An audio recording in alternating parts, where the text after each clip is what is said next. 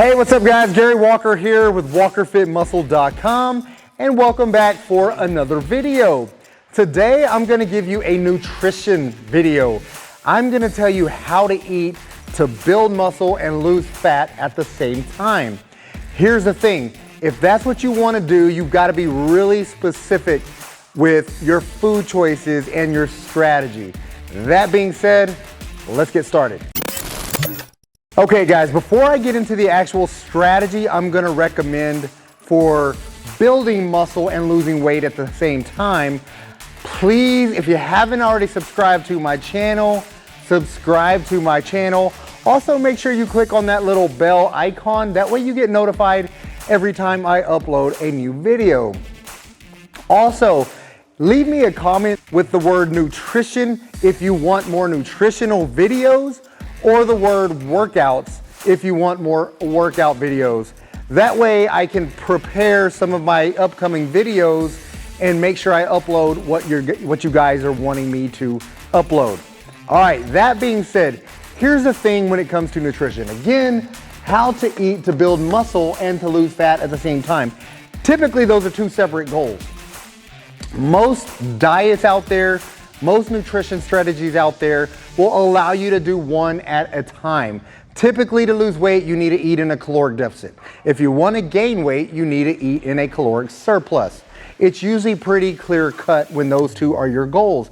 However, there's something called recomposition, which is losing the fat, the stubborn body fat, the belly fat, lower back fat, losing the fat and still being able to put on lean muscle tissue, because here's the benefit to building muscle. When you build muscle, your body becomes more metabolically active, because muscle is a metabolically active tissue. So you're gonna burn more calories even at rest just by adding muscle to your body.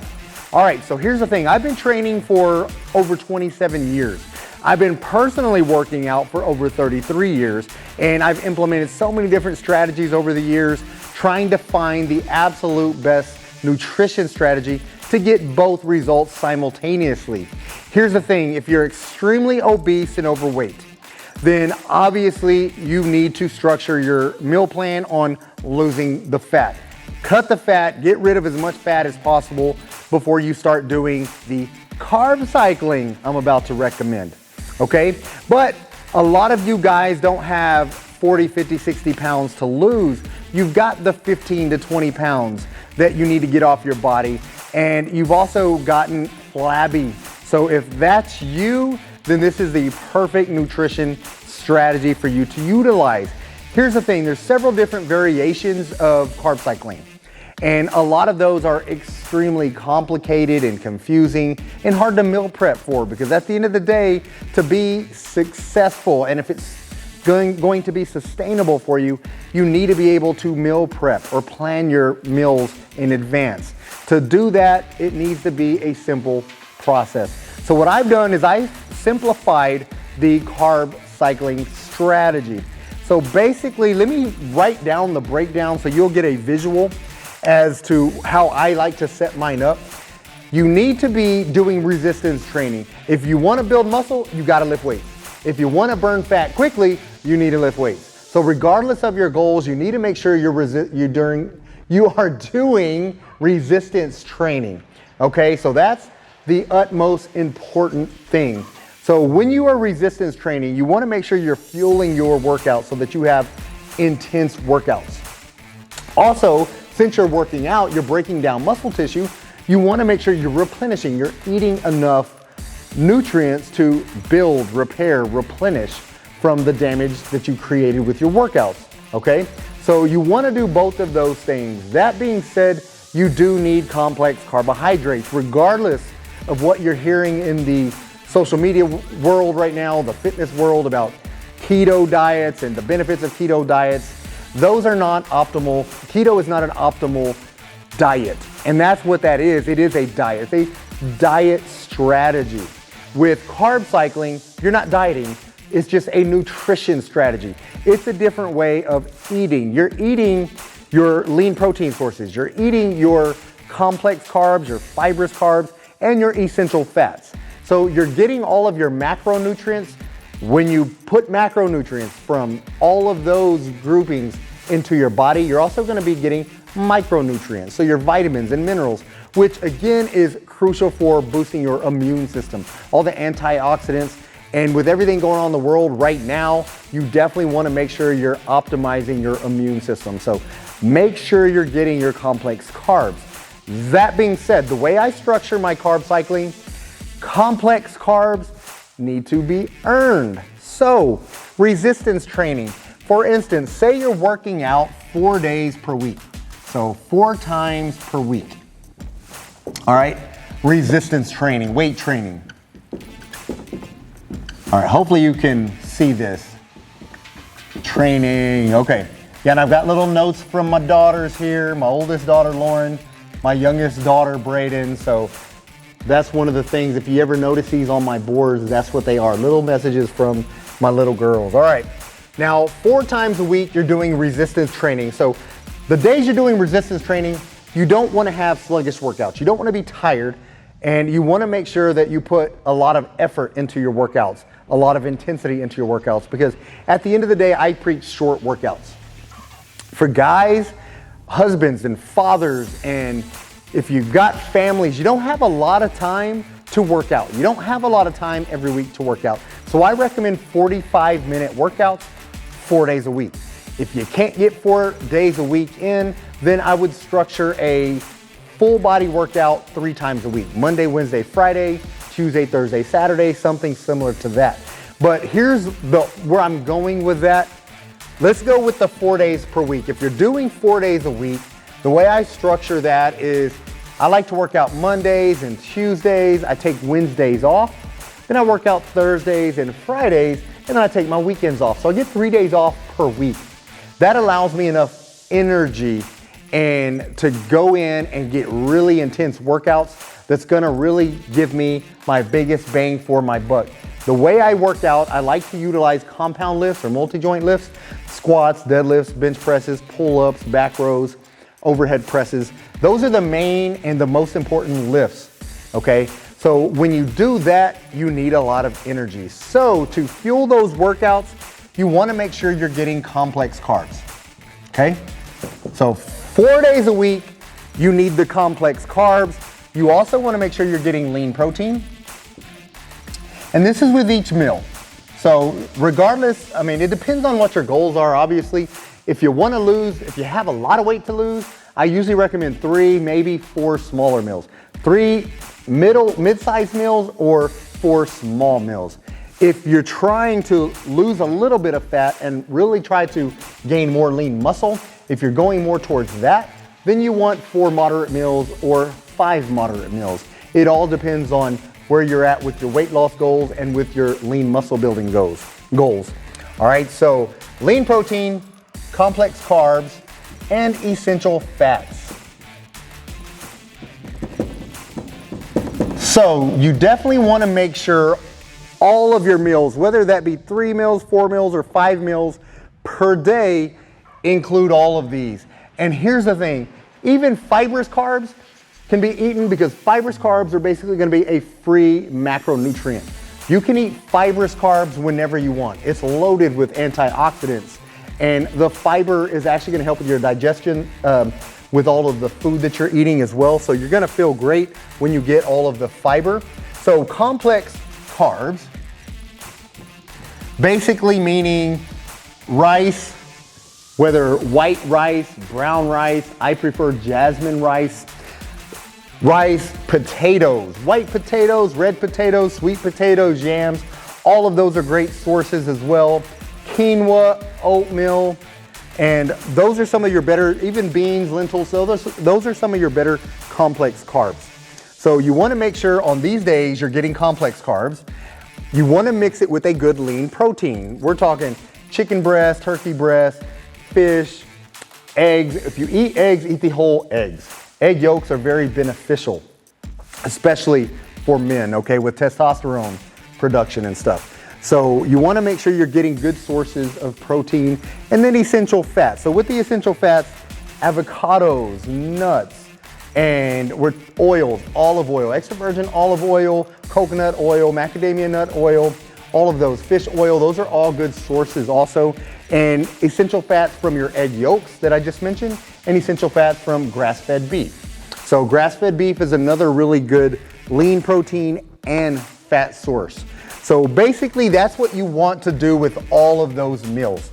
So you want to combine all of those on your resistance training days. If you're working out 4 days a week, that means you're off 3 days a week. 3 days.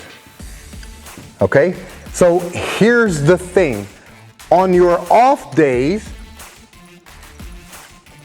keep those together. On your off days, you are eliminating the complex carbs. It's that simple. So off days, you still want to get your lean protein. That should be the bulk of the meal. Lean protein, essential fats, and fibrous carbs. Okay? Not complex carbs. Complex carbs are the starchy carbs that I mentioned earlier: rice, potatoes, beans, quinoa, oatmeal. Fibrous carbs can be eaten with any meal: broccoli, asparagus, cauliflower, green leafy veggies. All of those are really good fibrous carbs. And basically when you eat this way, you don't even need to count macros. That's one of the most frustrating things in the world for me. Again, I've been training for a long time, a lot of clients, and one of the hardest things for them to do is track their macros, count their macros all day, every day. And you typically never need to do that unless you're trying to get super lean. If you're gonna do a bodybuilding competition or something, you start getting 8% body fat, 7% body fat, then you need to count everything you put in your body. But when you've got 25%, 22%, 20% body fat, all you need to do is clean up your eating, eliminate the processed crap. That's the first thing. Eliminate the fast foods, sugars, breads, pastries. Eliminate all of that and replace it with whole foods that are nutritious and nutrient dense. So these food sources that I'm telling you. All right, so basically how you structure this: 4 days a week, you're eating complex, lean protein, essential fats, and even fibers if you want them. The other 3 days a week when you're off of resistance training. And this is strictly resistance training because a lot of you guys are doing cardio every day. You're doing high intensity interval sessions. You may be doing 3 or 4 workouts and you're still doing 2 extra high intensity interval sessions on the days you're not weight training. Well, those don't require carbohydrates, not complex carbohydrates. So keep that in mind. You're only doing the complex carbohydrates on the day you're utilizing resistance training, okay? So that's where the big benefit comes from, because on these days, you're actually getting more calories as well. Complex carbs are more calorie dense.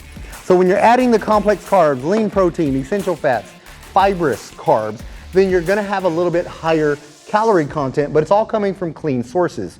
On the 3 days you're off, then your calories naturally get lowered because you're not eating those complex carbs.